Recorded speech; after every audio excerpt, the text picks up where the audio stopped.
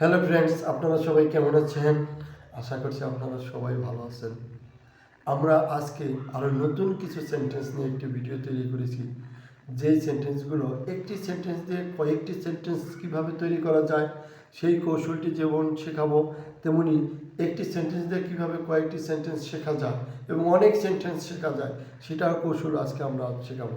তাই আপনারা অবশ্যই এই ভিডিওটি শেষ পর্যন্ত দেখবেন। আজকে আমরা শিখব এমন একটি সেন্টেন্স যেটা হলো what are the rules. Rules অর্থ কি? নিয়ম। রুলস অর্থ নিয়ম। তাহলে হোয়াট আর দ্য রুলস, নিয়মগুলো কি কি? হোয়াট আর দ্য রুলস, নিয়মগুলো কি কি? এরকম আরও একটি সেন্টেন্স যেমন what are the benefits. Benefit অর্থ সুবিধা।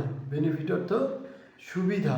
হোয়াট আর দ্য বেনিফিটস, সুবিধা কি কি? হোয়াট আর দ্য বেনিফিটস, সুবিধাগুলো কি কি? হোয়াট আর দ্য বেনিফিটস, সুবিধাগুলো কি কি? এরপর এরকমই আরও একটি সেন্টেন্স, সেটা হলো প্রবলেম অর্থ সমস্যা। আমরা জানি প্রবলেম অর্থ সমস্যা। তাহলে হোয়াট আর দ্য প্রবলেমস, সমস্যাগুলো কি কি? হোয়াট আর দ্য প্রবলেমস, সমস্যাগুলো কি কি? হোয়াট আর দ্য প্রবলেমস, সমস্যাগুলো কি কি? এরপর আমাদের জানতে হবে হোয়াট আর দ্য সলিউশন, সমাধান কি? সলিউশন অর্থ সমাধান। হোয়াট আর দ্য সলিউশন, সমাধান কি? হোয়াট আর দ্য সলিউশন, সমাধান কি?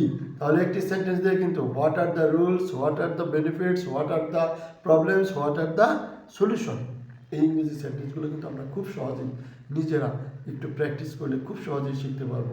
আর আমাদের আজকের ভিডিওতে একটি লাইক দিয়ে চ্যানেলটি সাবস্ক্রাইব করে দেবেন। সবাই ভালো থাকবেন, সবাইকে ধন্যবাদ।